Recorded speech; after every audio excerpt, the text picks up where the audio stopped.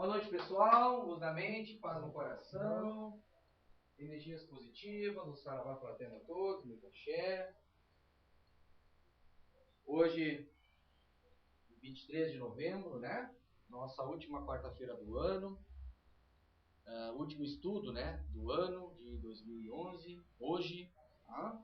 Nós vamos encerrar então esse ano, vamos entrar em férias. Retornamos em janeiro, tá? Nosso estudo ele retorna no dia 11, tá? E nós retornamos no arqueômetro. O calendário já está aqui para o ano que vem, tá? 2012, quem quiser dar uma olhadinha, ó. Temos aqui, ó, 2012, 2012, tá? Dia 6 nós retornamos com a sessão de Exu e dia 11, que é uma quarta-feira, nós retornamos com os nossos estudos de quarta-feira, que é o arqueômetro. Assim, pessoal, o estudo de quarta-feira agora ele é aberto mesmo, tá? O ano que vem a gente assume essa política. Então, quem quiser vir, vem. Independente se vão gostar, se não vão gostar, se estão preparados, se não estão preparados, não nos interessa. Cada um vai fazer a sua escolha. Cada um segue o seu destino, tá? E puxar as orelhas aqui, tá tudo ok. Tá? Quando a gente rateia, né? Que fique registrado para os irmãos internautas. Tá? Então, se vocês quiserem convidar, venham. Só que assim, a quarta-feira provavelmente não vou mais fazer tai chi e meditação. Tá? Eu vou voltar a fazer meditação e tai chi chuan em aulas separadas quando a gente tiver a nossa nova sede. Por quê? Porque aqui tá complicado. Tá? A gente não tem privacidade, tem as crianças, né? E você sabe que fica um pouquinho difícil, que exige muita concentração. O tai chi não é fácil. O tai chi não é fácil. Olha que eu já tenho uma bagagem, olha que às vezes um barulho de TV lá, um grito, o cara se desconcentra. Meditação, então, vem pensar. Tem que ter uma privacidade. Então a gente está com esse projeto, ano que vem, se Deus quiser, nós vamos ter uma sessão de aí nós vamos voltar. Provavelmente vai ser na segunda-feira também. Aí eu vou espichar. Em vez de dar uma hora, de eu faço 1h30. Vamos ver. Que aí é a esmo. Tá? Mas quarta-feira vai ser só estudo. Aberto ao público. Estudo geral. E Umbanda continua na sexta-feira. Aberto ao público geral para quem quiser vir. Tá, pessoal? Se vocês quiserem ou puderem nos ajudar a divulgar aí, tá? Para quem quiser, claro. Só que prepare as pessoas, né? São estudos que você sabe que são estudos um pouquinho não convencionais, né? Um pouquinho puxado, mas a gente está abrindo para a sociedade, tá? Nosso último estudo do ano, então, para a nossa honra, nós vamos encerrar com o mestre Ramatiz, tá? Com o livro Mensagem do Astral, tá? Que a gente vem estudando, né? Hoje o capítulo é um capítulo muito interessante. E é engraçado que eu não acredito em coincidências, né? Mas nós estamos no final do ano, nós vamos estudar hoje sobre os Reis Magos. Tá?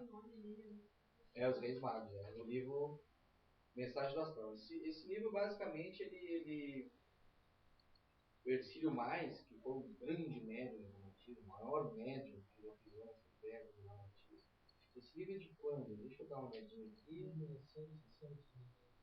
1956. Tá? Então, esse livro basicamente é um estudo sobre o Apocalipse. Tá? Mas fala sobre outras coisas também. Tá? E hoje nós vamos falar sobre os reis magos. É bíblico, né? Os reis magos. Tá?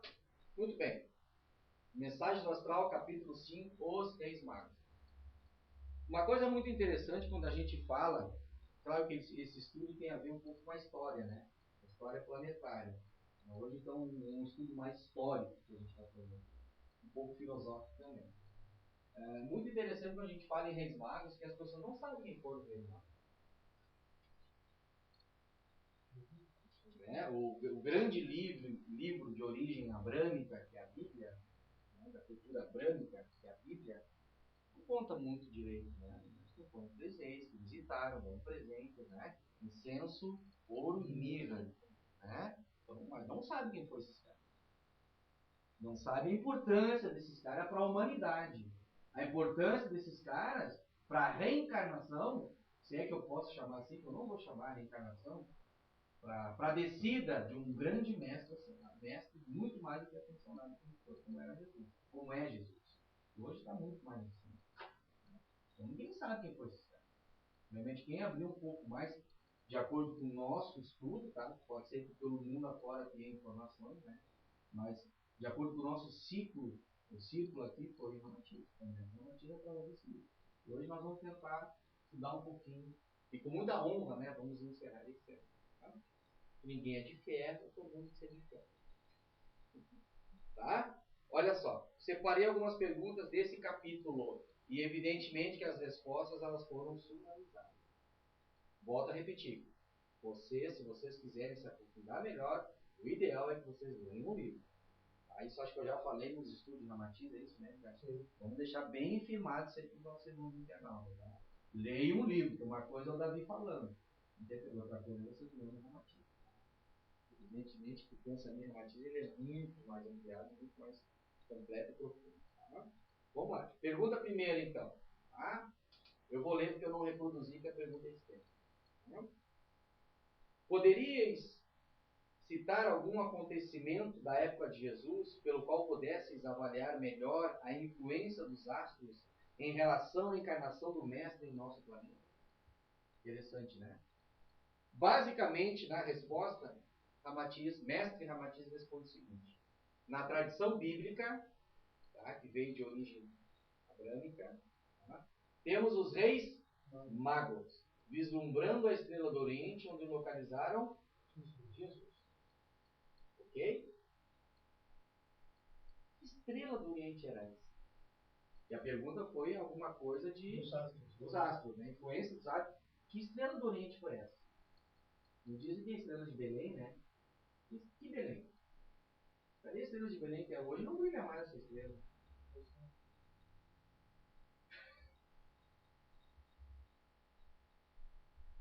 Conversa. Desculpe, mas conversa. Eu estou seguindo o mestre Ramatiz, tá? Não adianta a gente nem pedra. Tá? Ó, na astronomia, vou repetir, estou resumindo a resposta, por favor. Na astronomia não há comprovação histórica na astronomia por cometa, astro ou outro fenômeno qualquer.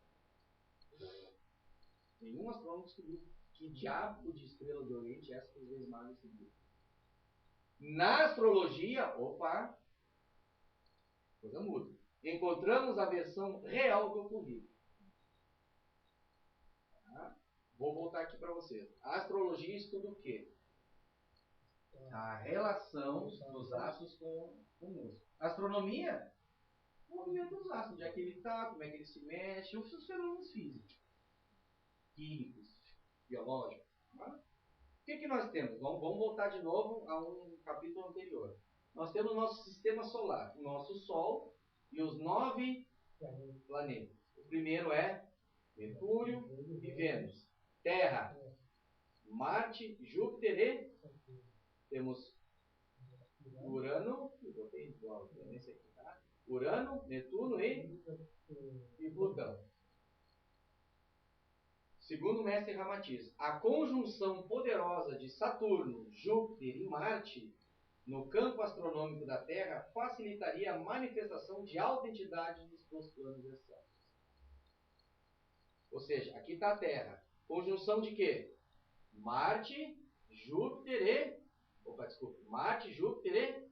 alinhado com a Terra. Conjunção alinhado. Esse alinhamento, que isso ocorre de muito, muito tempo, porque, agora falando astronomicamente falando, a órbita, ou seja, a órbita é o giro, tá? Por exemplo, de Mercúrio em relação à Terra, ela não é menor, então quer dizer que Mercúrio gira a uma velocidade muito maior do que a Terra. E assim sucessivamente. Então, para planetas, para astros, né, que eles consideram planetas astros, tá? Do Sol estrela, para eles se conjugarem ou alinharem, porque isso funciona assim. Ó. Por isso que diz que o universo é um caos. É uma desordem na ordem. É uma ordem na desordem. Para isso aqui se alinhar, não sei se aconteceu de novo depois desse fenômeno. Tá? Não sei. Não digo depois do nascimento de Jesus. O último foi o Jesus. Pois é. Está ali na América. Porque não tem outro, né? O Ramatiz diz que na época não existia outro. Houve outro elemento? Não, né? Antes sim, mas quando? Que ele sacou todos esses mas é... bem antes. Sim, uma É vez, uma cacetada, não é 1000 anos, é milhares, é coisa. milhares de anos atrás. E tá aqui, cara, os planetas estão girando tudo aqui ao redor, mas pra se alinhar, meu, O tudo último, tá o louco. último foi Jesus. Foi Jesus, mestre, pode ser. Loucura, né? Então essa estrela, a famosa estrela de Belém, ela simplesmente a conjunção dos três num alinhamento que à noite tu enxerga o planeta brilhando, né? Não é ele que brilha, é o sol que ilumina ele. Imagina numa conjunção, a luminosidade é muito mais forte, os dois três estão alinhados. Sim, na realidade, o que eles viram foi a ponta do outro e a ponta do outro. Exatamente. Então, isso dá a visão de que ele é maior, bem maior. O brilho, né? A luminosidade. Então é isso que aconteceu. A astronomia não descobriu nunca a estrela de Belém. Estrela de Belém, cara. Que estrela é essa que brilha pra caramba? Conversa, fiado. Astrologia. É tudo isso aí. Tá? Os reis magos eram avançados astrólogos. Antigos sacerdotes lemurianos, atlantes, sumerianos, babilônios, caldeus, egípcios e outros. Olha quem eram esses caras. Tá? A aura terrena obscurecida pelas paixões inferiores foi transpassada pelo magnetismo da conjunção, ou seja, a Terra acho que não mudou muita coisa de lá para cá, né? Ela estava em trevas total pelas paixões humanas. Precisou dessa conjunção para quê? Para ocorrer um magnetismo próprio, para ultrapassar a aura negativa da Terra, para poder um avatar reencarnar. Então é como aquela história assim, ó, a gente não tem o nosso campo áurico. Imagina um campo áurico de um alcoólatra. É engrecido, é de uma cor opaca, é terrível, terrível. Para quem faz isso, é terrível. Então a cor da Terra tem a sua aura. Imagina numa época de Jesus, Roma praticamente comandando o mundo todo, a ferro, sangue, suor, que hoje em dia não mudou muita coisa, mas não é a Roma de governo, mas era bem pior naquela época. E foi justamente a época que um avatar pisou, né? Então tu imagina como é que é, imagina um avatar, um ser de luz humano. É que nem tu pegar um beija-flor e jogar ele pro pântano. Vai, beija-flor, te vira. Ele não vai morrer, cara. Lá quem sobrevive é sapo, é cobra, é animais peçonhentos, não um beija-flor. Então o que precisa? Pô, vamos clarear o caminho desse avatar. Conjunção planetária, astrologia. Astronomia nunca vai aceitar isso. Astronomia não aceita a correlação dos astros com a nossa existência. Astrologia sim. E a astrologia é mais antiga que a astronomia. Tá? Ok aqui, pessoal? E o mais interessante de tudo, vamos fazer uma convergência com a Umbanda. Qual é o orixá que rege Saturno? Pô, eu já coloquei até a resposta. Eu coloquei para não me esquecer. Pior, e me esqueci de apagar. Tá? Yorimar, orixá do verbo. Júpiter, precisa falar? Justiça. E Marte, abertura de caminho da vontade. Interessante, né? Então nós tivemos 3 conjunções de 3 astros, cuja regência nós tínhamos Yorimar, que é a potência do verbo, Xangô, a potência da justiça, e Ogum, que é a potência da vontade. Tudo a ver com Jesus, né?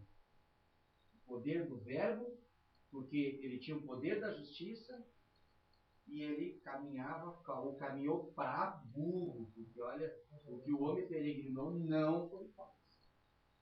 Diz que era um gigante, diz que tinha um preparo físico assim para uma coisa. Caminhar naquela época, naquele sol escadante no deserto, não é para qualquer um, cara. Pega um carro, vai daqui ali. Naquela época tinha carro, mas é aqui também. Muito louco, né, cara? Então tu vê que pô, tem tudo a ver com isso aqui. É só fazer a convergência. Tá? Muito bem. Ok, então, pessoal? Então tá. Então, a princípio, a primeira resposta é essa. Os reis magos, tá? Foi um grande fenômeno dessa época através da estrela. Só que a estrela do Oriente está em aspas, né? Porque uns chamam estrela de Belém, estrela do Oriente. Meu, conjunção planetária. Como tu falou, o alinhamento deu uma sensação de uma estrela hiperbrilhosa. Por causa do alinhamento. Tem uma convergência também. Vocês acertaram os dois? Vou chegar lá. Muito de guria. guri esperto. Tem, mas é isso aí mesmo. Tem sim, tem muita convergência. Vamos lá, pergunta 2. Por que motivo os denominam reis magos? Agora é uma pergunta mais associada a eles. Aqui vocês já viram a parte mais astrológica da coisa. Tá? Conheciam o lado oculto das coisas. Por isso que são reis magos.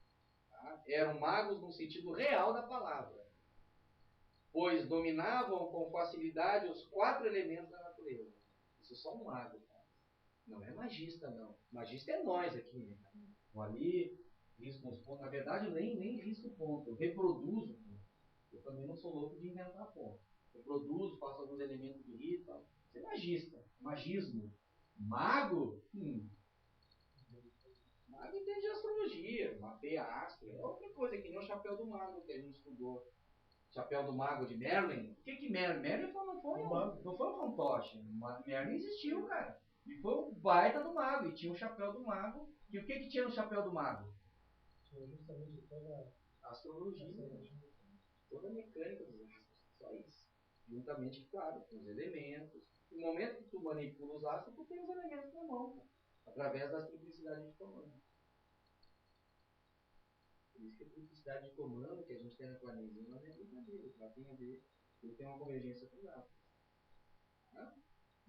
Onde é que eu parei? O vocábulo mago era mais extenso, pois conheciam a fundo os segredos da... Ok? Então eram magos mesmo. Tá? Isso, infelizmente, na tradição bíblica, como menciona Ramatisto, não vê isso. Até porque reis magos. Eu não sei se comenta por que o nome do termo mago. Eu acredito que não. Bom, vamos lá. Pergunta 3. Esses reis magos chegaram, porventura, simultaneamente à mesma deliberação de encontrar Jesus, sem se comunicar entre si? O que a gente aprendeu lá? Acho que ninguém fez essa pergunta, né? Bom, eu tive ensino religioso no colégio, mas foi ensinado que os 3 saíram de algum lugar. O que foi ensinado para mim. Eles saíram de algum... Um não conhecia o outro, eles se encontraram por acaso,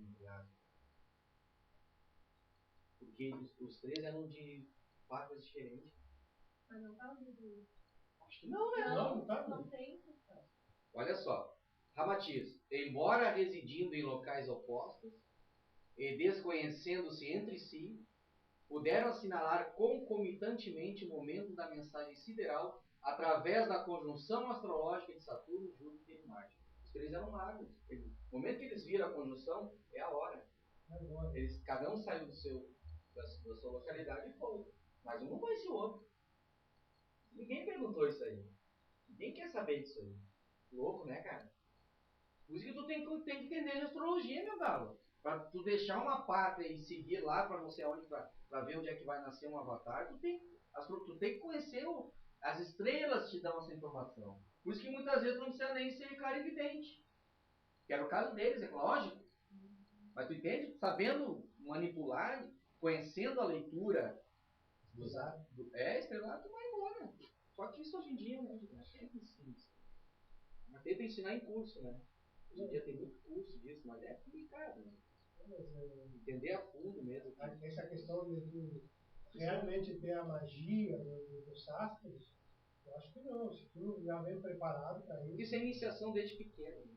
Isso é iniciação desde pequeno. Esses magos passaram quanto tempo dentro do monasterio aprendendo?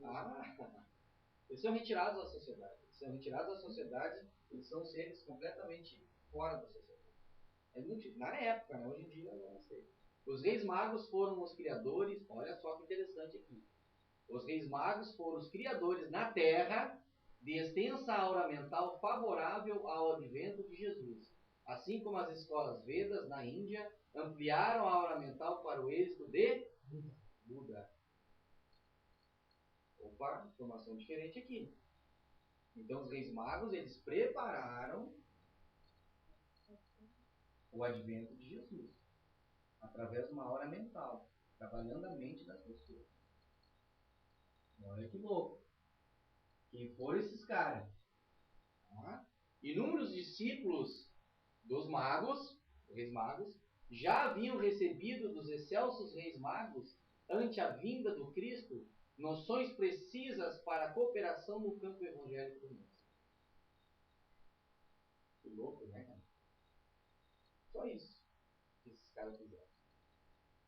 Tá? Agora vamos estudar um por um. Melchior, Gaspar e Baltazar.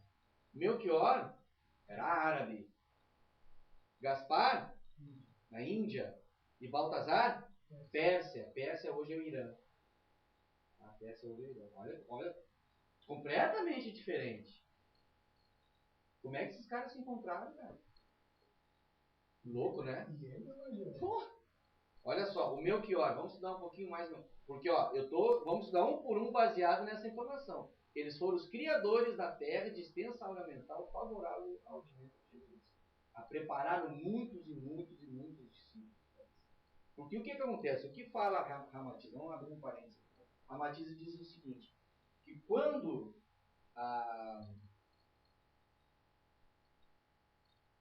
os mentores, vamos chamar de os mentores do Projeto Terra, vamos usar um termo mais atual, preparam a encarnação, a vinda, o advento de um grande avatar, como por exemplo Jesus, ele tem que vir com o campo mental das pessoas já pronto. Ele não pode vir completamente isolado, mostrando uma informação ou passando um evangelho completamente novo. Certas pessoas do povo já tem que ter, digamos assim, aprendido alguma coisa em relação a isso. Para facilitar um pouco a aura coletiva, a egrégora. Porque senão ele fica isolado, é que nem tu largar um beija-flor no campo. Tem que ter gente, tem que ir aqueles batedores na frente, limpando, ajeitando e ensinando. E não é só limpar o terreno, não. Os caras têm que ir na frente já ensinando um pouco. 80% não querem saber, mas 20% já tem. Tem que ajudar alguém, cara. Tem que ensinar alguém. Porque senão... Aí vocês vão entender que na obra de Jesus não houve só a cooperação dos discípulos dele. Houve muita gente que não está relacionada nos textos bíblicos e muita gente ajudou a, digamos assim, a trabalhar essa ideia no momento em que Jesus ainda era encarnado e assim como depois também. Se fala muito no depois, né? Aqueles apóstolos pós-Jesus. Mas teve muitos apóstolos que não pertenciam aos 12 discípulos dele e que ajudaram muito a divulgar a sua mensagem. Por exemplo, Melchior era árabe. Olha só que interessante. Linhagem principesca dos velhos reis árabes. Na sua mocidade fez profundo voto de renúncia ao mundo profano. Fundou magnífica instituição iniciática de conhecimentos do cosmo no Monte Horeb, como um templo histórico. Nessa instituição, dezenas de discípulos elevaram suas vibrações mentais até as esferas eletivas de... Quanto tempo esse cara já vinha preparando alguns discípulos árabes para isso aí? Loucura, né? E Jesus, você sabe que ele não andou só na Palestina. O cara andou pra caramba. Gaspar, na Índia, junto ao rio Indo, nos montes Suleiman, conhecido como Príncipe de Bombay. Bombaí, né? Bombay. Dirigia outra instituição avançada de aprimoramento espiritual. Imagina milhares de discípulos. Quantos? Ensinava como vencer o Maya, a ilusão da matéria, em troca do conhecimento da verdade eterna. Os seus ensinamentos entravam em sintonia com as vibrações do avatar Jesus. Os adeptos cultuavam meditação profunda. Você sabe que Jesus também voltou à Índia. Baltazar, na Pérsia, hoje o Irã, né? O mais velho dos reis magos. Era guia de muitos homens solitários, estudiosos dos mistérios iniciáticos das tradições de Zoroastro, no culto do Zen Avesta. Zen Avesta é um tipo de conhecimento, tá? Mas Zoroastro você já deve ter ouvido falar. Ramatiz fala muito. Zoroastro foi um Cristo. Foi um dos predecessores. Os grandes predecessores. Quando ele veio também seguiu esse alinhamento, assim como Krishna, Quetzalcoatl, Thor. Zoroastro foi um grande mestre. Zoroastro, ninguém fala sobre Zoroastro. Eu vi muito Ramatiz fala direto nos livros dele. Olha, Zoroastro foi um mestre inigualável. Não se sabe muito da história dele, mas ele... Assim como Apolônio de Tiana também, os textos bíblicos, né, que o clero apostólico romano fez questão de afastar, porque sabiam do grande trabalho de Apolônio de Tiana, talvez tanto quanto o que fez Jesus. Tem muita gente forte aí que viveu na Terra, que infelizmente foram cortados. Ninguém aqui está tirando o mérito de Jesus, por favor. Imagina nós, né? Junto ao Golfo Pérsico, eles criavam poderosas fontes de energias espirituais que, em divina sublimação, se casavam com a vibração do campo magnético em que Jesus haveria de... Eu vejo que todos os três, então, prepararam muitos e muitos e muitos discípulos, onde, através da aura individual, criou-se uma aura coletiva para que o mestre pudesse, então, se manifestar. E trabalhar, porque não foi fácil. Uma época que nem essa, hoje em dia já é difícil, imagina naquela época. Então a gente vê que realmente é uma coisa muito interessante. Vou ler uma coisinha aqui, ó, tá? Para vocês. É rapidinho, não vai cansar. Eu achei muito interessante falar. Tá? Oriundos de países diferentes, Arábia, Pérsia e Índia, o seu encontro pessoal, ele está falando do encontro dos reis magos agora. Como é que aconteceu? Porque essa pergunta fica no ar, né? Como é que os caras se viram? Se encontraram? O seu encontro pessoal coincidiu nas adjacências de Jerusalém, ao redor de Jerusalém, tá? Quando repousavam nas tendas de mercadores. E, como se harmonizassem dentro de outro admirável símbolo, reproduziram nesse encontro inesperado, que um não esperava o outro. Olha que legal. Realizado na superfície terrena, reproduzir o quê? A miniatura da mesma conjunção majestosa dos três magos. Então, os três magos representaram no plano físico o que aconteceu, a conjunção dos três planetas. Porque eles foram naquele momento luz para Jesus. Eles praticamente abriram os caminhos para Jesus. Os três magos. E deu a gol, tá? Que purificavam o magnetismo do ambiente para que o avatar divino Jesus se ajustasse ao mecanismo biológico do homem. Então eles prepararam toda facilitaram até a encarnação de Jesus. E segundo Ramatiz, ele durou só 1000 anos para poder encarnar. Esse foi o grande sacrifício do mestre, não foi nem a crucificação. Ele era um ser de tanta evolução, ele levou 1000 anos da nossa contagem, 1000 anos para poder reencarnar no corpo. É que nem pegar um sol e botar dentro daquele abdal. Você tem que ir abaixando, alimentando, baixando a frequência, baixando. Imagina miniaturizar um ser desse. Eu não aceito, particularmente. Muito louco, né? Teve um corpo de carne? Não, tem. Eu não consigo, Tem correntes aí que não acreditam. Pelo que a gente estuda, que não tem. É muito louco, né? Muito louco. Tem aquele. Rochester? Que escreveu também uns evangelhos assim. E ali ele fala, né? Da possibilidade de não, porque também não acredita, claro. né? Ele fala que não teve pensamento do corpo astral, teve. É muito louco.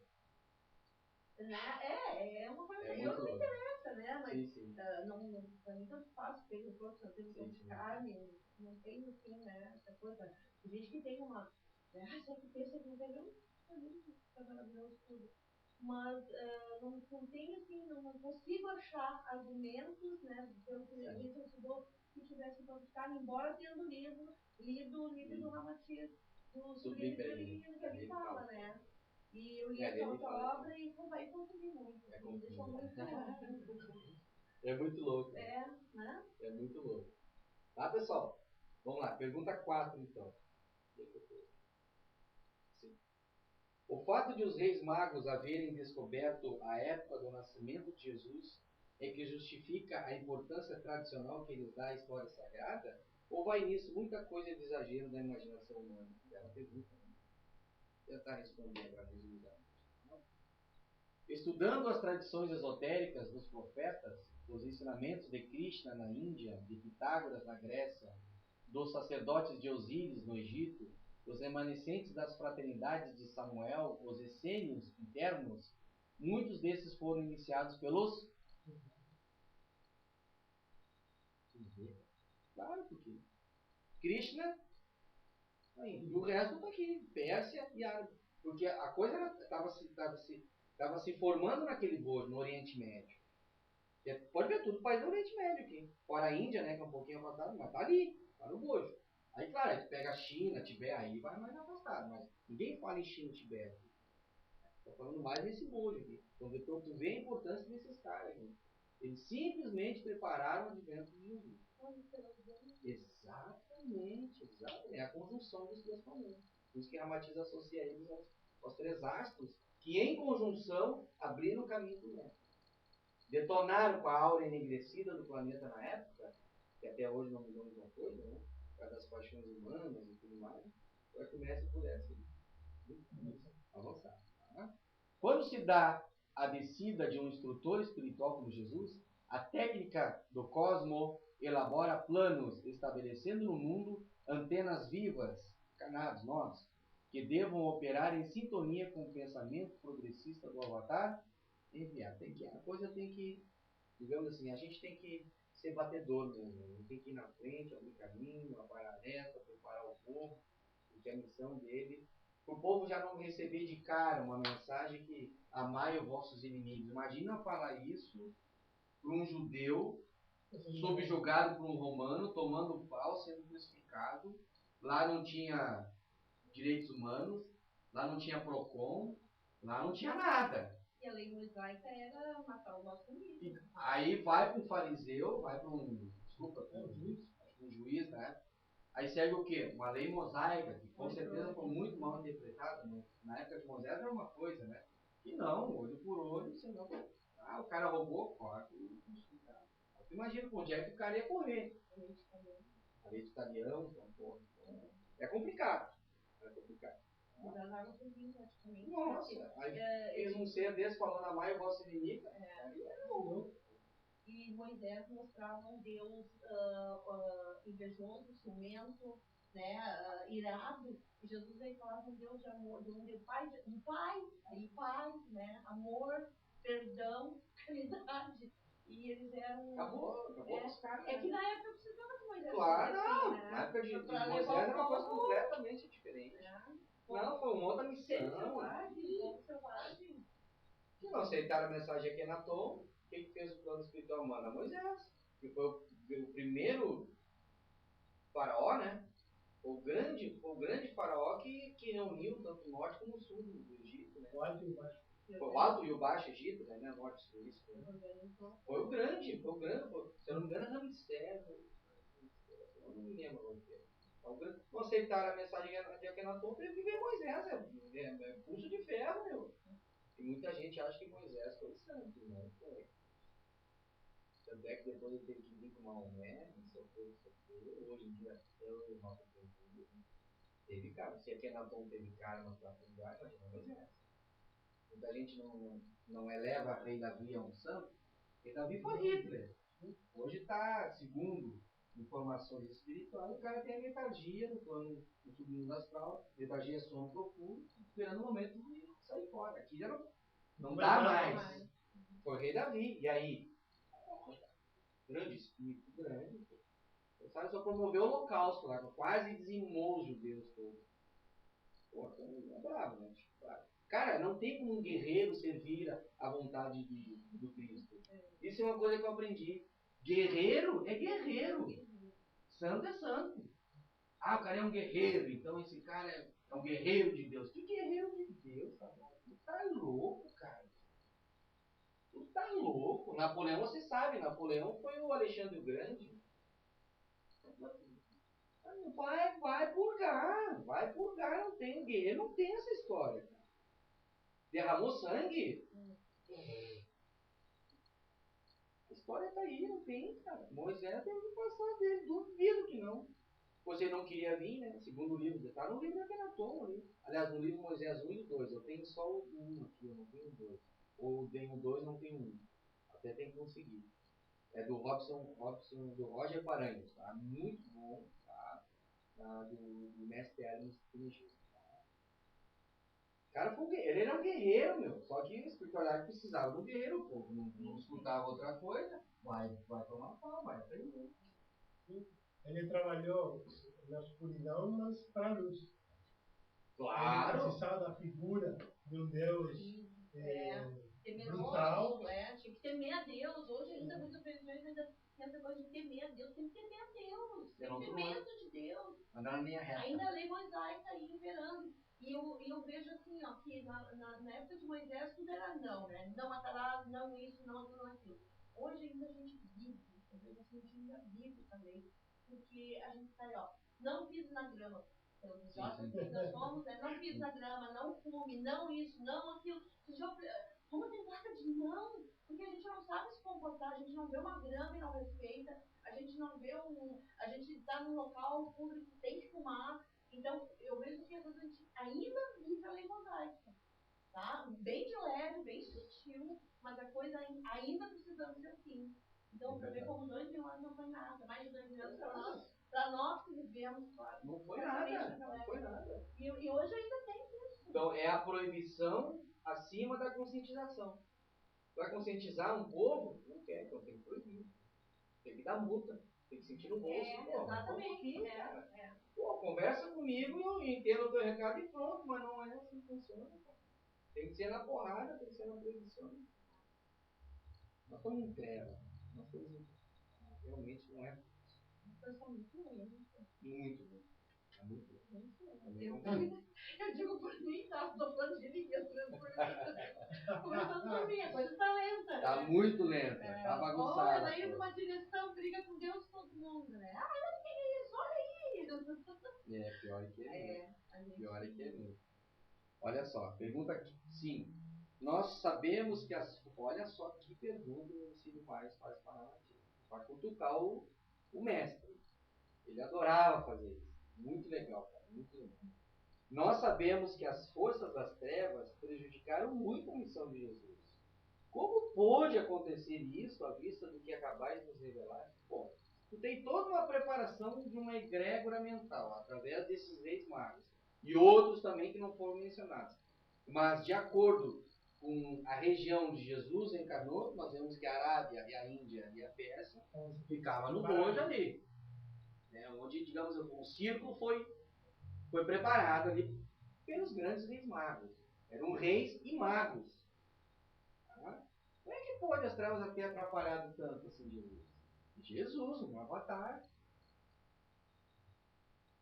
E aí, cara? O que tu responde? Milhares e milhares de discípulos sendo preparados. Como é que as trevas atrapalharam tanto o trabalho dele? E atrapalharam. O que é mencionado na tradição bíblica não é nem 10% do que o mestre passou. Mas isso também é evidentemente. Claro, claro. Eu vejo. Mas é complicado, né? Uma atrapalhação, porque tudo estava programado. Não queremos nós pensar que foi tudo assim por acaso. Não. A vida dele, todo o sacrifício. Isso aí já estava, porque é profundo, como dizem, profundo conhecedor da alma humana. Ele não vai conhecer o plano primitivo, o que vai ser. Ele já sabia tudo. Então, para mim, foi mais isso também, porque hoje a gente tem esse registro. Essa passagem serve tanto para nós. Olha o que serve Jesus, olha como o povo era atrasado para a gente fazer lá.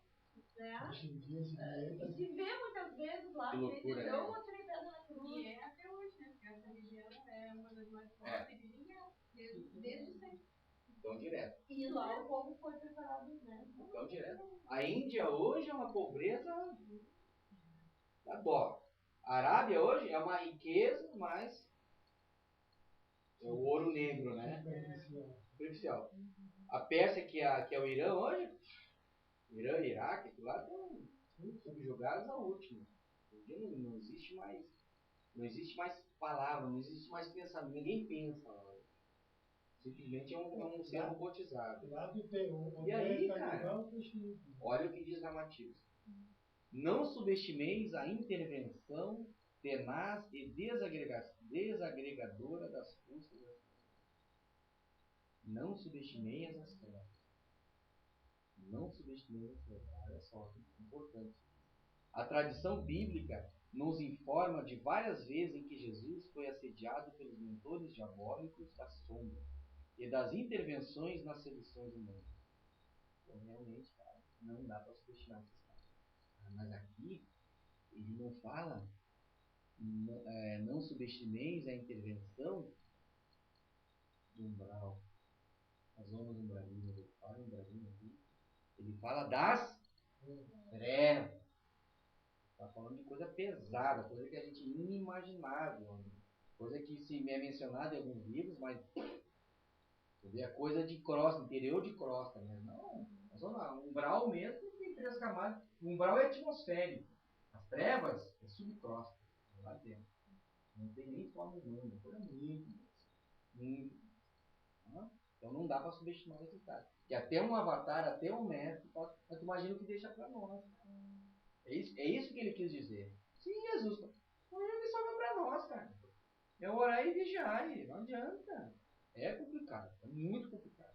Desde a simplicidade dos futuros apóstolos até as inteligências poderosas dos reis magos, dos iniciados essênicos e de filósofos do quilate de Philon na Grécia, a palavra de Jesus se fortaleceria apoiada pelas correntes afetivas unidas ao mesmo líder. Ou seja, estava todo mundo, todo esse contingente, estava todo mundo preparado para o momento da hora. E a hora foi no momento do nascimento de Jesus. Então aí a coisa começou a levantar. Por quê? Porque no iniciado, ele não subestima a forma. Ele aprende e fica esperto. É aquela história, né? Olha para frente, mas cuidando do lado. E nem o motorista. A gente está falando tanto de trânsito. O motorista, para dirigir, ele tem que olhar para frente, cara. Mas ele tem que cuidar do lado. Ele tem que olhar para os espelhos. E atrás. Hoje em dia é assim mesmo. Hoje em dia tem que olhar para trás. Tem que cuidar muito mais. Não só na frente, porque ele vem pelas costas. Mas tem uma visão é muito louco. É muito louco, né, cara? Tu vê que nesses pequenos exemplos, é um ensinamento enorme, né? Olha só que interessante também, ó. Vamos ver aqui. Que está mencionado lá embaixo, tá? Mas eu vou ler para vocês aqui, fica melhor. Tá?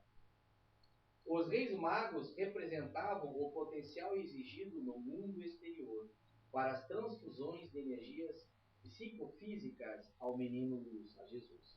Magos poderosos, afeitos absolutamente ao bem, ou seja, eram seres do bem. Tá? Comandando no astral poderosas falanges a serviço da causa, significavam potentes recursos que o alto mobilizara para o maior êxito deste na Terra. Vou voltar a repetir aqui. Ó, magos poderosos, afeitos absolutamente ao bem, comandando no astral poderosas falanges a serviço da causa. Olha que louco. Esses caras aqui, encarnados, eles eram comandantes de falanges no astral, cara. Olha quem for. Olha. Isso é um mago. É o cara que vive entre os dois planos ao mesmo tempo. Além de ensinar, de preparar centenas de milhares de discípulos, eles comandavam seres falangeiros do astral, cara. Eu não encontrei livro nenhum isso aí. Não encontrei nenhum. Porque assim, quando eu li isso, eu disse, nossa. Então os caras realmente eram muito poderosos. Quando a gente fala em reis magos, e aqui vem uma coisa interessante para finalizar. No simbolismo da mirra, do incenso e do ouro, que foram os presentes, as ofertas, ofertados ao menino Jesus, oculta-se uma das maiores revelações espirituais.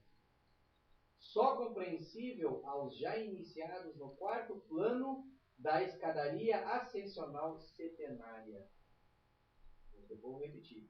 É divino mistério que, entretanto, já está esclarecido no âmago do espírito emancipado nas vidas terráqueas. Então isso é um mistério para nós. Mas esses caras que já estão emancipados da vida, tanto é que eles viviam nos dois planos, cara. No plano denso e no plano astral. Para eles, esses três presentes, vamos dizer assim, né? Ou esses três, como é que falou mesmo? Ofertas, né? E tinha um outro símbolo. Sim, porque hoje existe mirra, Incenso, ouro até tudo bem, né? Mirra, incenso, uma criança assim, nascida. Só que aqui não fala, né? Ele não fala nada. Mas ouro é metal também, logo. Claro, Não, sim, não. É que assim, ó, na época, eu estou falando assim, voltando, viajando para aquela época, ouro, tudo bem, aquilo dava uma. Sempre teve valor, Sempre né? teve valor. Agora, mirro, incenso, fazer o quê? Uma criança recém-nascida vai fazer o quê com aquilo ali? Se esses são Não, e interessante que os três não se conhecendo, cada um trouxe presentes diferentes, né? Sim, cada um trouxe um presente. Não se conheciam, cara. Não se conheciam e se conheciam. Na espiritualidade. Quando vê, eu tô dormindo e tô... Não, Vê que louco, né? Então tudo preparado. sim. Tu vê, né? Matou a charada. Muito louco, né, cara? Aqui uma coisa, ó. Revelações espirituais só compreensível já iniciados no quarto plano da escadaria ascensional centenária. O que ele quis dizer aqui? Só os iniciados no quarto plano da escadaria ascensional centenária conseguem entender profundamente o lado esotérico da mirra, do incenso e do ouro, que foi ofertado naquele momento. Que quarto plano é esse? Da escadaria ascensional planetária, ascensional centenária. 7 dimensões, 7 planos vibratórios e evolutivos. Qual é o quarto? Físico, etérico, astral e mental. Os caras. Ou seja, olha só que interessante. O mental, que é o. Já digo mental superior, porque o mental ele se subdivide, né? As 4 camadas inferiores é o mental inferior e as 3 camadas, os 3 subníveis superiores é o mental superior. Ou plano causal, o plano das causas. Né? Mental abstrato também. Né?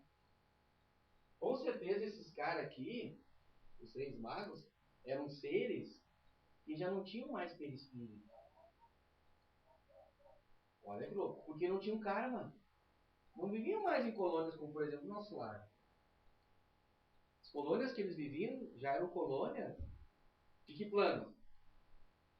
Plano causal, cara. Eles eram seres lá de cima. E estavam encarnados não por motivos kármicos, não probatório, mas messiânico. Olha que louco. Olha quem são. Olha quem eram esses caras, meu. Se tu entende que esses caras aqui não tinham karma, o cara que tem karma não tem perispírito. Perispírito o que é? O astral e o mental inferior junto. É o que a gente estuda aqui. É o que Ramatiz nos ensina. Perispírito. O cara vai para uma colônia de nosso lar, tem perispírito, ele vai voltar. Não tem o ministério da reencarnação lá. Não vou dizer que são todos, né? Que estão lá no nosso lar. Claro que não. Aquele governador espiritual do nosso lar, de repente, não encarna mais. Vai estar lá por misericórdia, enfim, por trabalho. Isso acontece. Mas analisando o cara que ainda tem perispírito, tem peso kármico, tem que ter perispírito. Se tem perispírito, tem que voltar. O corpo astral é o corpo das emoções. O mental inferior é pensamentos concretos. Só que os caras já não tinham mais esse tipo de emoção terrena, mundana que a gente tem. Os caras já tinham superado isso. Olha só. Então, por isso que é o quarto plano da escadaria ascensional, que ascensional é a ascensão, né? É o que a gente ensina aqui até na física quântica. Primeiro é o físico, o etérico que é junto, depois nós temos o astral, o mental inferior que é junto, aí já são 4, né? Ou 3, desculpa, 3. O quarto já é o causal, o quinto, né? O búdico, e o sexto ou sétimo, porque o mental na verdade se subdivide. Quando eu falo terceiro, tem o terceiro e mais a parte do mental. Então nós temos o causal, o búdico, então os caras já estavam no nível. Os caras estavam no nível ascensional setenário, ou seja, a Matiz confirma que o nosso universo natural, nosso reino natural, ele é setenário, em dimensões, em planos vibratórios e evolutivos. Em cada plano se evolui. Existe plano de evolução. O cara não está lá em cima só jogando, só vendo tu te ralar, trabalhar, operar, realizar, sentado numa nuvem, né? Cantando hosanas ao Senhor numa harpa, comendo uva. Não, meu, é evolutivo também, se faz muita coisa lá em cima. Aí qual é a analogia que está usando? Os presentes que você deu para Não sei, eu acho que não sei. Aqui não diz, né? Xangô, Camila, Não sei. Incenso. Incenso, eu, fazendo falando aqui, Yorimá pela fumacinha do Xangô. Pode ser. E Ogum é o metal. É o outro, né? É o metal. Eu fiz essa analogia. Porque a princípio. Pode ser. Porque a princípio o que acontece? Nós temos 3 astros, né? Cuja regência é Yorimá, que é a potência do verbo, da palavra. Xangô, a potência da justiça. Não é isso? E Ogum, que é a potência da vontade. Também. Dá para fazer esse tipo de. Dá para fazer a analogia, dá para fazer a convergência. Interessante, né, pessoal? Que fique registrado, então, minha gente, que realmente os 3 reis magos eram os caras. Os caras vão muito, muito, muito, muito mais além. Isso é a nossa história. Imagina tu ter um cara encarnado. Tu diz assim, não, só um pouquinho. O cara tem um corpo físico, ele tem que ter um perispírito. Mas se o cara tá no 4º plano, ele tá lá no plano causal, e aí, cara? O cara tem que vir, descer a esses planos, criar um corpo de ilusão, que é um perispírito de ilusão, para poder reencarnar. Foi o que aconteceu com Jesus. Ele teve que criar corpos para poder adensar. Olha que louco, cara. Só que ele levou 1000 anos, né? Muito louco, cara. Muito louco. E eu acho assim, ó, que a conjunção desses 3 planetas tem tudo a ver com esses 3 orixás que nós estudamos como. Vejam bem, são regentes, não são únicos, né? Claro que os outros 4, né? E muitos outros que se entende por aí, estão tudo interligados, nos entrecruzamentos, né? Mas, digamos assim, pegar os 3 astros como 3 conjunções, pegar esses 3, fazer uma analogia com esses 3 reis magos, nós podemos muito bem realmente realizar uma convergência, uma síntese, uma compreensão também dos 3 orixás regentes de cada planeta, de cada astro. Porque realmente, se for pensar bem, Jesus, ele, claro que ele vibrava em todos os orixás, porque todo ser espiritual tem como estrutura básica o centenário sagrado, a potência. Mas eu digo, nessa missão específica, Terra, ele tinha que vir com uma força de vontade muito grande para enfrentar, né, uma provação, se é que eu posso chamar assim, não probatória, aliás, uma reencarnação não probatória, que não tinha que ser provado em nada, tá? Evolutiva, porque em relação a nós ele era muito mais evoluído, e nem messiânica. Muitos dizem que ele foi Messias. Eu digo para vocês que a reencarnação dele foi sacrificial. Foi muito mais além do que messiânico. Não é todo mundo que vem uma encarnação para sacrifício. Para passar o que ele passou, não é todos assim. Nem todos têm estômago para isso. Então ele tinha que vir com uma força de vontade muito grande. Tinha que vir com um senso de justiça de para enfrentar um Herodes, para enfrentar lá o Pilatos, para enfrentar aquele lá do. Não era fariseu, como é que é o nome do cara? A Bíblia tem isso aí. Os juízes, né? E os juízes da lei mosaica. Os fariseus, né? Agora eu não me lembro o termo mesmo, né? Que fala. O cara tinha que ter um senso de justiça cósmica muito grande. E é claro, o poder do verbo. Porque o que ele fala, quando ele falava, os caras se desmontaram. Haja visto que o que ficou muito bem confirmado e firmado nos textos evangélicos, o poder, através do poder da palavra de Jesus, ou pelo poder da palavra de Jesus, foram suas parábolas, né? Que até hoje as pessoas se encantam com as parábolas. Por quê? A potência do verbo. Porque ele tinha potência de verbalizar as suas ideias, as suas intenções. Muito legal, né, pessoal? Muito legal. A gente começa a estudar, a gente vê, pô, isso aqui é a nossa história, cara. Isso aqui é a nossa história. Os reis magos, né? O grande Melchior, o grande Gaspar e o grande Baltazar. Eu não sei se ao longo desse livro a Matiz menciona alguma dessas reencarnações. Não sei quem, em vidas passadas, né? Quem foram esses caras. Não sei.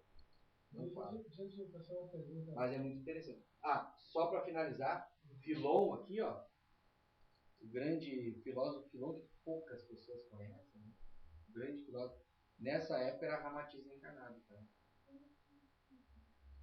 Então o próprio estava falando dele mesmo. E Pitágoras também, né? Pitágoras foi uma das encarnações de Ramatiz. Tá? Pode falar, Guilherme. Não, Mestre Ramatiz. Hoje, assim, o título profano, né? Que dia que você comemora a vinda dos Reis Magos? No 6 de janeiro? Dia de Reis. 6 de janeiro. 6 de janeiro. Dia que a gente vai voltar. 6 de janeiro. Coincidência. Dia que a gente volta. 6 de janeiro. Dia Dia de Reis, né? Dia de Reis. Não sei se aqui tem essa tradição, né? Lá Lá fora tinha, lá no interior, eu sou da fronteira, né? E lá tinha, né? botar água para os camelos e grava. Tinha uma tradição assim. E também o terno de reis, né? Que a gente visitava cantando, e aí tu chegava na tua casa, que era longe, né? Claro, aí ali tu fazia um banquete. E todo mundo ficava sempre na cantoria, né? O terno de Reis é lindo. Uma vez que eu assisti, que a Inaura, lá do Eterna, a família toda da Inaura toca terno de Reis até hoje, tem a tradição dos fagundos em Santo Antônio da Patrulha. Eles fazem terno de Reis. Então, uma vez na casa espírita, eles vieram cantar pra nós. É lindo, aquilo é um clamor, é uma... Agora com esse conhecimento aí, pô, agora tem, pô, deixa eles fazendo, deixa essa tradição seguir, cara. É lindo. O verbo que tá que é de outra religião, isso é besteira, cara. Daí agora que eu tenho um conhecimento mais profundo, tu tem uma conscientização mais aberta, mais clara sobre isso, agora que tem que fazer mesmo, cara. E aí quando o terno de reis passava, é muito legal. Eu me lembro que eu era muito pequeno, muito mesmo, tá? Tinha aqueles flash, né? Mas como a mãe conta, o terno de reis ia passando e o povo ia junto, sabe? Que barato. Olha que legal. Esperava o terno de reis passar pra ele. O Evangelho de Mateus. Está respondido, Edgar? Não. Tá? Tendo, pois, nascido Jesus em Belém de Judá, em tempo do rei Herodes, né? Eis que vieram do Oriente uns magos a Jerusalém. Oriente por quê? Arábia, Índia e Pérsia, né? Uns magos a Jerusalém, dizendo: onde está aquele que é nascido rei dos judeus? Viemos adorá-lo, pois vimos a sua estrela no Oriente. A sua estrela no Oriente era... Agora uma coisa interessante, como é que os três chegam e dizem assim, onde está aquele que é nascido rei? Como é que eles sabiam disso aí?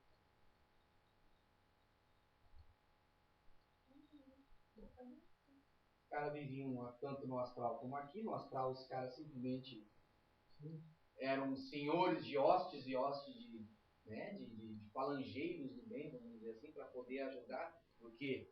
Por causa das intervenção das trevas, porque eles lá em cima eles não subestimam o poder das trevas. Por isso que se precisava de falanges e falanges em torno de Jesus para ajudar. E ele era Jesus, cara. E ele era Jesus. Olha o que deixa para nós. Olha que louco. Olha que louco. Como é que esses caras... Claro, viviam em dois planos, né? E ao mesmo tempo é um astrólogo. Por isso que a astrologia, hoje em dia, ninguém é astrólogo hoje em dia. Tu pode ser astrônomo. Agora, astrologia mesmo, de fato, de direito, porque eu vou ver estrelas aqui, uma conjunção de não sei o que, ascendente e descendente, porque a tua vida... Cara, hoje em dia conversa, ninguém mais é astrólogo hoje em dia. O cara que tentar ler a tua sorte, ou tentar identificar a tua personalidade pela astrologia, tu pode ver que não bate, cara. Alguma coisa não vai fechar, porque não é assim. Os astros predispõem, não dispõem. É o que diz o Ramatiz. Predispor, que Ramatiz fala, é vibratoriamente, é magneticamente. E não dispor uma personalidade, dispor uma sorte. Você conversa. Por isso que, tem astronomia. E outra coisa, associam a astrologia hoje em dia ao que é o zodíaco. Quero ver como é que está a minha sorte hoje. Eu vi meu signo de leão. Eu vou lembrar. Isso não é astrologia. Isso, e claro, associam a astrologia. Pois é, mas não é. A astrologia não é isso. Meu, o que é isso aí? O que é isso aí? O que é isso, Diário? Tu sabe o que é? Tu trabalhou lá, tu viu. Sim, isso é sorte, entre aspas, né? Os caras pegam e faz uma caixinha. Esse já trabalhou lá. Onde é que trabalhou? Não acho que não pode falar. Os caras fazem assim, pra mencionar no jornalzinho lá. Os caras pegam um texto bonitinho. Uma caixinha. Esse aqui hoje é o signo tal. Esse aqui. Se tu cuidar, tu vai é uma loucura, sabe hoje, daqui a 2 semanas sai outro signo. O texto é o mesmo. O texto é o mesmo, não tinha nem pouco. O texto é o mesmo. Até a vírgula. Só que é na sorte que eles pegam a caixinha. Isso é astrologia? Não tá louco. A gente que não sabe se está ensinando. Sim, porque as pessoas, o que tu vai gravar? Olha o raciocínio, o que tu vai gravar? O teu signo. Mas eu leio da minha esposa. Então tá, tudo bem. A chance de tu ler e coincidir que 2 semanas atrás foi o teu, ou vice-versa, tu vai te lembrar do que leu há 2 semanas atrás? Não vai guardar jornal nunca, né? Ainda mais que eu folha de jornal. E não vai guardar jornal, né? Então, pegou, ó, daqui a 2 semanas tu não te lembra. Muita gente não te lembra que tu comeu ontem. Quem vai te lembrar? Que louco, né? Ele só cuida Cara, ninguém é astrólogo. Hoje em dia tem muito curso de astrologia. Ninguém sabe o que é astrologia. Ninguém. Tu vai aprender o quê, cara? Tu vai aprender astronomia. Nome de estrela, nome de... Aí, no curso de astrologia tu vai entender astronomia. Mas saber mobilizar os astros, ler os astros, mas ler o quê? A predisposição dos astros, na questão magnética, eletromagnética, a questão de uma... Imagina um avatar, como é que os caras conseguiram, cara? É a mesma coisa aqui, ó. Como é que os astrônomos chegaram à conclusão de que o nosso planeta Terra, ele anda numa velocidade, a sua órbita é numa velocidade de 107 mil km por segundo. Vocês sabiam disso? Por hora.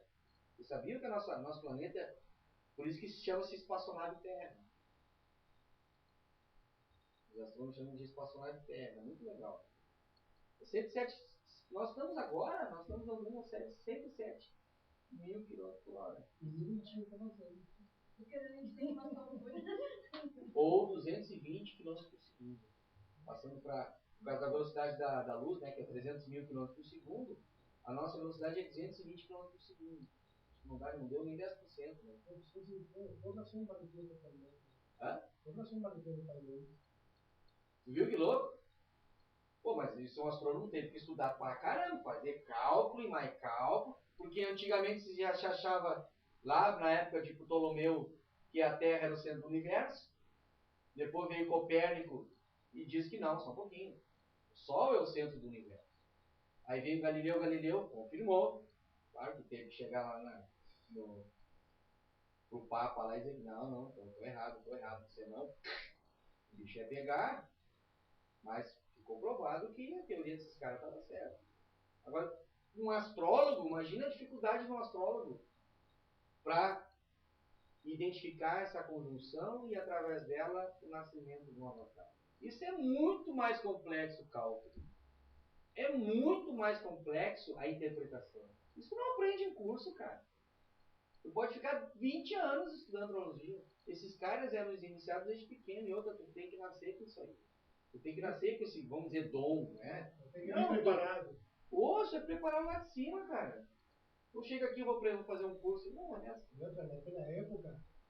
É muito complicado. Naquela época, para eles dimensionar, eles não tinham aparelhos para focar o universo. Chegava assim, olhava, ó, aqui, assim.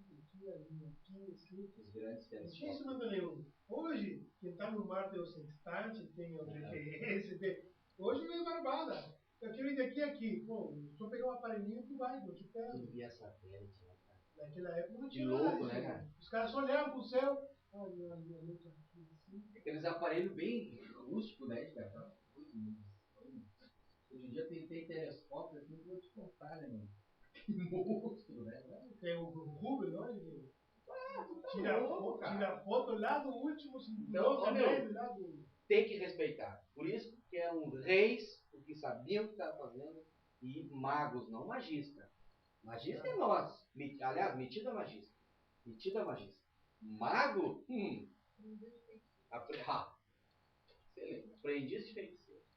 Era mago como o Merlin, o grande Merlin, que não foi uma lenda, não é um mito. Merlin não foi um mito.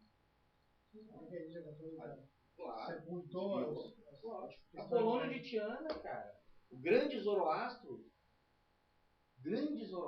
Puta, teve um em Atlântida agora que eu vi o livro dele. Quem é que era na Atlântida lá? Zoroastro? Não, Zoroastro é aqui na Pérsia. Não, na Atlântida era o. Cara, tem no livro de Akhenaton, se eu não me engano, e nos dois livros de Atlântida, no Reino da Luz e no Reino das Trevas. Teve um grande avatar que deixou a chama. Você lembra? A chama que depois, no segundo livro, que a chama se apaga no livro Atlântida nas Trevas, ela se apaga. Milênios e milênios, centenas de anos ela ficou. Porque foi um grande avatar.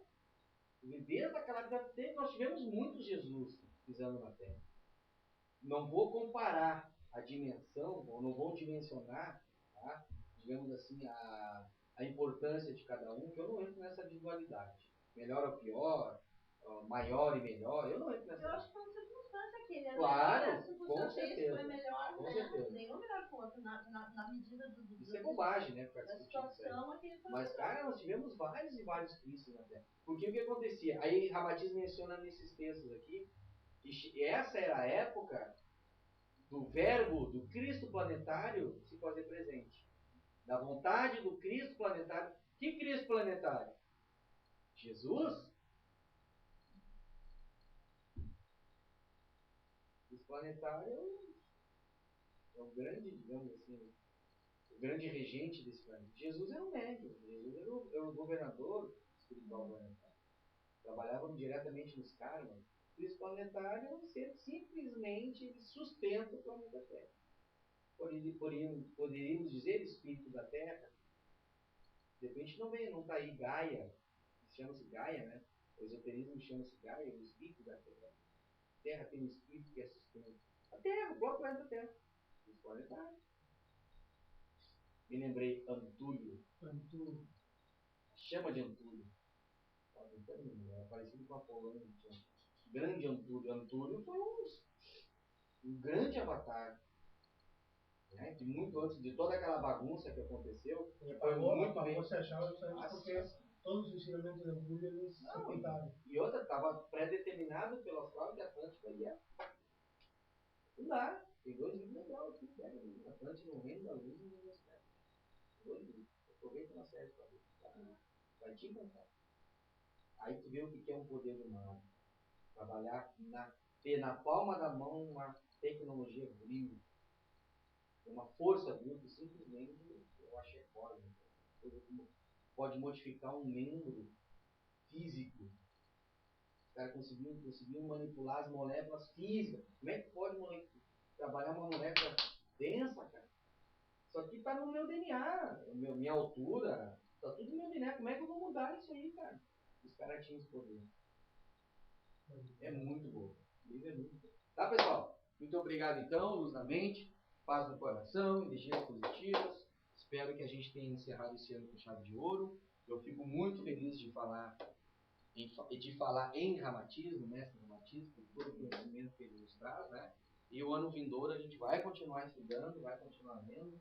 É claro que a nossa pesquisa é de síntese, né? Nossa pesquisa aqui é de convergência. Por isso que a gente não estuda só Ramatiz, que já é uma mente essencialmente universalista. A gente estuda outras correntes, outras vertentes, como Arqueômetro, como o grande Lao Tzu, o taoísmo, né?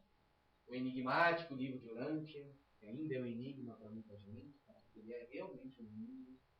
Né? Estudamos quem mais aqui? Física quântica, aliada à espiritualidade, tá? Teosofia, grande teosofia de Madame Blavatsky, né?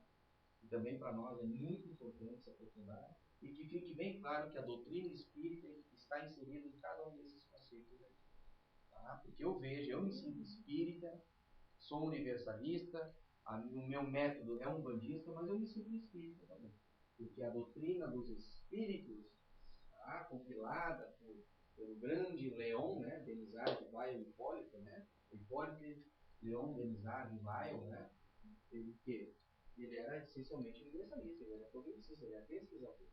Então, tudo que está mencionado lá no livro dos Espíritos, se os irmãos forem acompanhar os nossos estudos, os irmãos vão ver que toda aquela base, aquela essência, está inserida em cada estudo que a gente fez aqui. Principalmente no taoísmo. Tem uma convergência fantástica. Até mesmo o Evangelho de Jesus. Por isso que também, de uma certa forma, a tradição bíblica está sendo estudada por nós aqui. A Bíblia está sendo estudada por nós aqui, só que uma outra visão. Mais profunda. Claro, mais profundo tem. Então nós temos física quântica, teosofia, taoísmo, Urântia, mestre Ramatiz e o arqueômetro, né? Do grande francês Saint-Yves, né? Saint-Yves. E também é um grande livro que pouca gente conhece, que é a grande compilação das antigas ciências, filosofias, artes, religiões da antiguidade, né? E daí veio todo o esoterismo na Umbanda. Daí nós começamos a entender a parte técnica e prática dos magos, através da lei de Pemba. Então, o que nos traz o arqueômetro? Tudo que está aqui. Nessa toalha que representa o portal dos orixás, tudo nós tiramos do arqueômetro. Tudo de lá. Só isso. Por isso que nós somos magistas. Mago eram esses seres que conseguiam escrever através de um verdadeiro ponto riscado, através de uma lei de Pemba, entender a mecânica dos astros. De nada que está aqui, se eu tiro um símbolo daqui e boto para cá, tudo entra em colapso. Porque cada coisa que está aqui tem uma harmonia, tem um equilíbrio. Volto a repetir. Se eu tiro um símbolo e boto para cá, ou inverto, isso tudo entra em colapso.